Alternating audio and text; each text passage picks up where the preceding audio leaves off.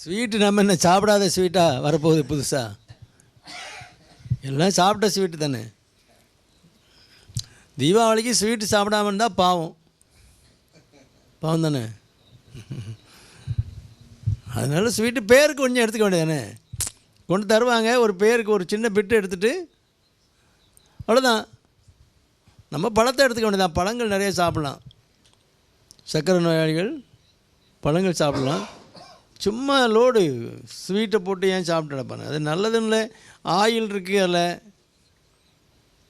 அதில் sugar control போச்சுன்னா எல்லா பிரச்சனையும் வரும். தேவையில்லாமல் இருக்குது. சாப்பிடணும், கொஞ்சமாக சேர்த்துக்கணும். இப்போ நீங்கள் 4 இட்லி சாப்பிட்ற ஆளாக இருந்தேன்னா 2 இட்லி எடுத்துக்கிட்டு ஒரு ஸ்வீட் சாப்பிட்டுக்கலாம். ஒரு லட்டு எடுத்துக்கலாம், 2 இட்லியை கட் பண்ணணும். அது டாக்டர் வந்து ஒரு இட்லியை கட் பண்ணி சாப்பிட சொன்னாருன்னு ஒரு இட்லியை உட்காந்து கட் பண்ணிட்டு இருக்கக்கூடாது. ஒரு இட்லியை குறைச்சிக்கணும், சாப்பிட்றதில் குறைச்சிக்கணும்.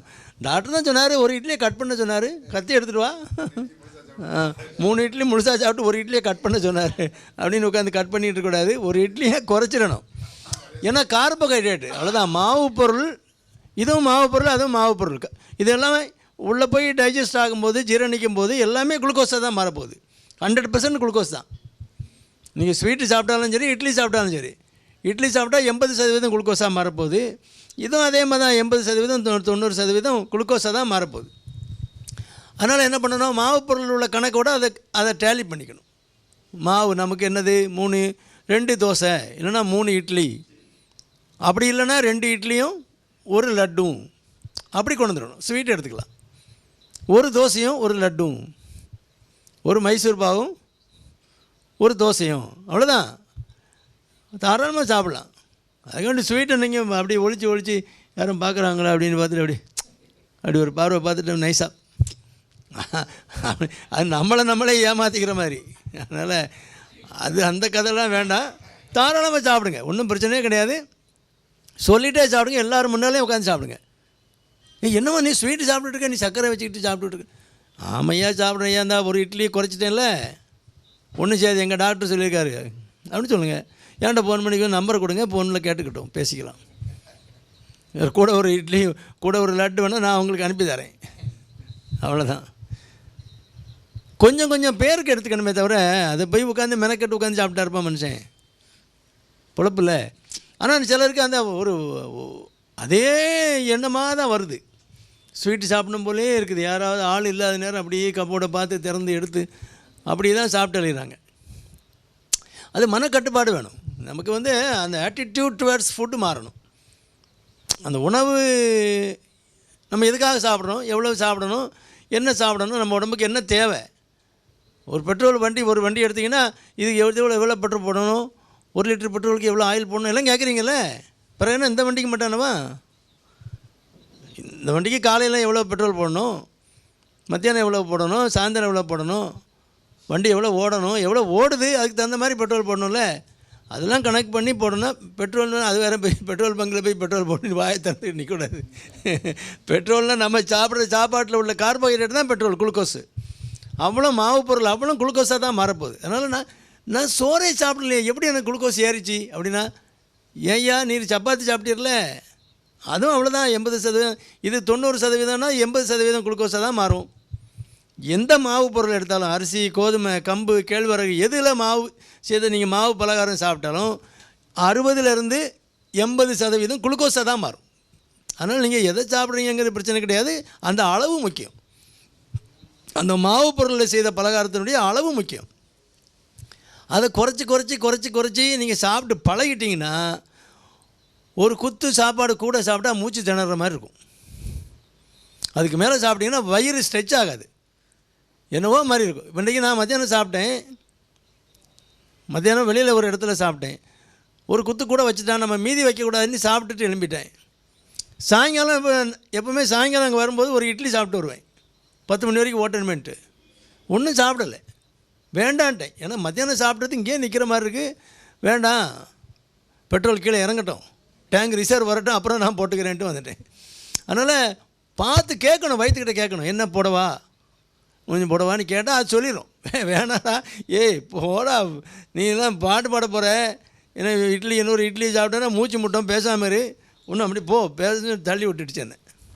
அதனால் கேட்கணும், வயிற்றுக்கிட்ட கேட்கணும். குறைச்சி சாப்பிட்டிங்கன்னா நமக்கு எவ்வளோ தேவைங்கிறது அதுக்கு தகுந்த மாதிரி அளவு வச்சுக்கணும். நாக்கு ருசியை பார்த்து சாப்பிட்டா ஒப்பேறாது. நம்ம சாப்பிட்ற உணவில் நிறைய ஆசிட் தான் இருக்குது. நம்ம பாடியில் ஆசிட் அல்கலைனி 2 இருக்குது.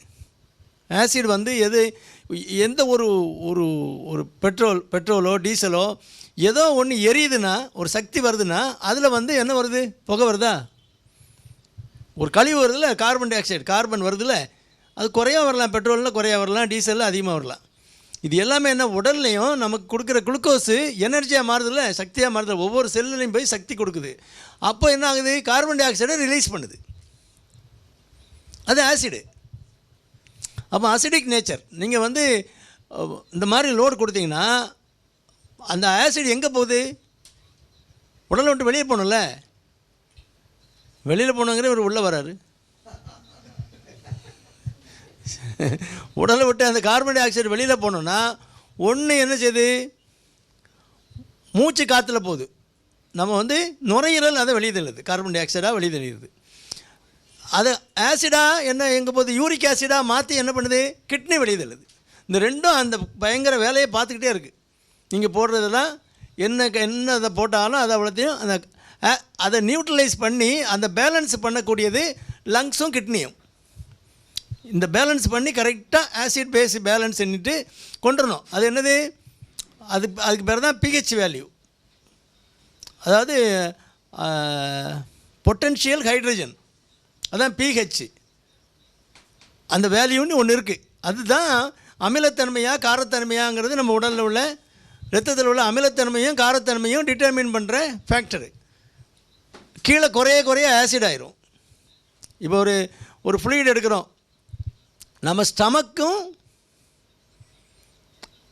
ஸ்டமக்கில் உள்ளது, நம்ம இறப்பையில் தான் ஆசிட் இருக்கும் பாடியில், மற்றபடி யூரினில் ஆசிட் இருக்கும், மற்ற இடங்கள் எங்கேயுமே ஆசிட் இருக்காது. மற்ற எல்லாம் ஆல்கலி மீடியாவில் தான் இருக்கணும். ஒருத்தன் சுகமில்லாமல் நடக்கிறான், காய்ச்சல் அடிச்சுக்கிட்டே இருக்குன்னா என்ன ஆகும், அவன் பாடியில் மெட்டபாலிசம் கூடிரும், அந்த வளர்சிதை மாற்றம் கூடி அவன் கார்பன் டை ஆக்சைடு நிறையா ஜென்ரேட் ஆகும்போது ஆசிட் அதிகமாகும். இதே தான் எப்போ ஆகுது, நீங்கள் சரியான காய்கறிகள் பழங்கள் சேர்க்காத போது ஆகுது. வெறும் மாவு பொருளையே தின்னு எண்ணெயில் பொரிச்சதையே தின்னு என்ன ஆகும், கார்பன் டை ஆக்சைடு அதிகமாக ரிலீஸ் ஆகும், ஆசிடுக்கு போயிடும். பாடி வந்து அசிடிக்கு போச்சுன்னா இதனால தான் சீக்கிரம் வயசாயிருது. இந்த அசிடிட்டி தான் உங்களுக்கு டீஜெனரேட்டிவ் டிசீஸ் எல்லாத்தையும் கொண்டு வருது. முட்டு வலி, கை கால் குடைச்சல், அங்கே வலிக்கு இங்கே வலிக்குன்னு சொல்கிறோமே, இவங்க ஏன் அந்த காலத்தில் அப்படியே வலிச்சது, அவங்க நேச்சுரலாக உள்ள காய்கறி பழங்களை சாப்பிடுவாங்க, அளவோடு சாப்பிடுவாங்க.